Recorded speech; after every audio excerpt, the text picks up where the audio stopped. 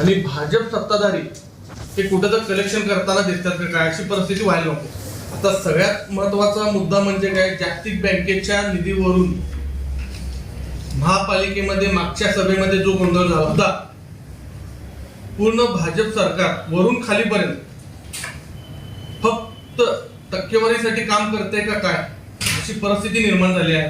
कारण डीपीआर करत असताना जनतेच्या हिताचा विचार न करता जनतेच्या खाजगी प्लॉट मधून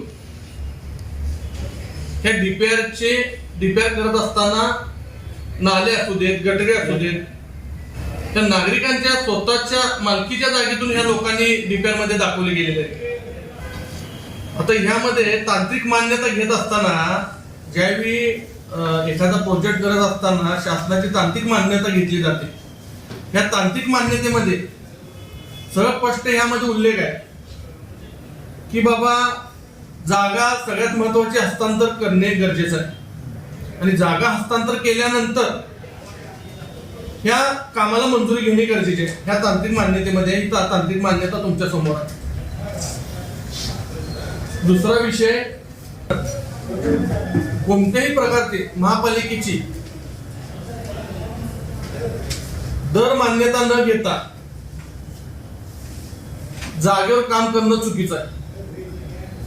मागच्या महासभेमध्ये आम्ही ह्याच गोष्टी महासभेसमोर आणल्या की बाबा ह्या डीपीआर मध्ये बऱ्याच चुका झाल्या आहेत आणि त्या चुका कुठं तर दुरुस्त करण्यात याव्या, नाही तर त्याचं सगळ्यात मोठं नुकसान हे महापालिकेच्या लोकांना होणार आहे।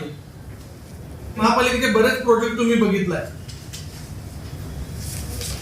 समुद्राची परिस्थिती काय झाली आज तुम्हाला माहित आहे। काही ड्रेनेजचे प्रोजेक्ट आहेत, फक्त वर्षानुवर्ष काम चालू आहेत आणि फक्त बिल काढायचं काम चालू आहे।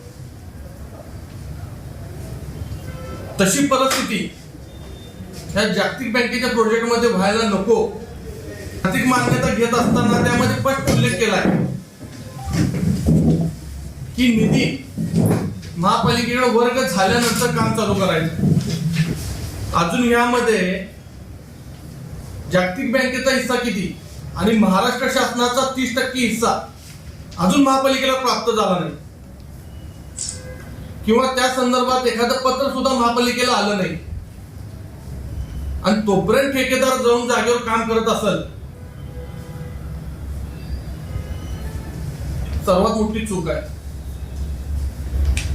अजून प्रशासनानं 30%, मागच्या महासभेमध्ये आयुक्त मॅडमनी सांगितलं की 30%च्या निधीसाठी मी स्वतः पाठपुरावा करेन,